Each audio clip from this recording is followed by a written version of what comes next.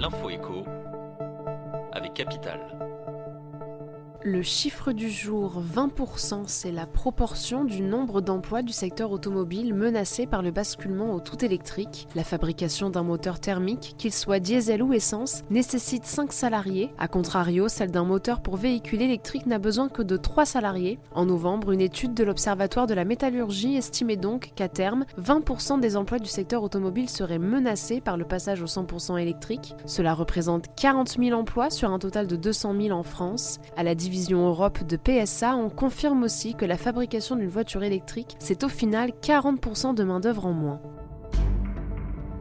Carlos Ghosn a-t-il pioché dans la réserve DG interne de Nissan ? C'est la question à laquelle les enquêteurs tentent aujourd'hui de répondre. Ils examinent de près l'utilisation faite par l'ancien PDG du groupe nippon de cette fameuse réserve DG. Carlos Ghosn aurait utilisé cet argent pour financer des vacances en famille et d'autres dépenses personnelles. Selon une source interne à Nissan, cette réserve pouvait contenir plusieurs centaines de millions de dollars. Les enquêteurs cherchent aussi à vérifier si des fonds provenant de filiales de Nissan n'ont pas servi à payer des résidences pour la famille de Carlos Ghosn. Le 10 décembre, l'homme d'affaires a été inculpé par le parquet de Tokyo pour ne pas avoir déclaré l'intégralité de sa rémunération lorsqu'il était à la tête de Nissan.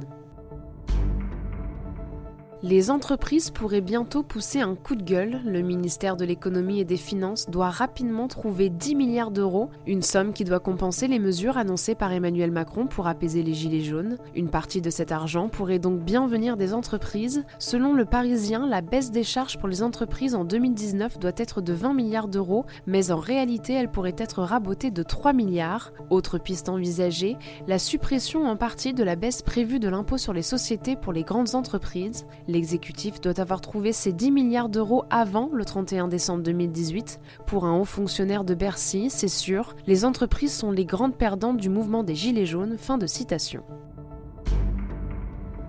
On termine avec une initiative inédite en France. À Troyes, cette semaine, le Conseil de prud'homme a décidé de ne pas respecter le plafonnement des indemnités prévues en cas de licenciement abusif. Plafonnement instauré en septembre 2017 par les ordonnances réformant le Code du travail. Le Conseil de prud'homme de Troyes estime que ce plafonnement ne respecte ni la Charte sociale européenne ni la Convention de l'Organisation internationale du travail. Il est donc allé au-delà et a adjugé des indemnités de licenciement 2 fois supérieures à ce qui était prévu dans le cadre des ordonnances du Code du travail.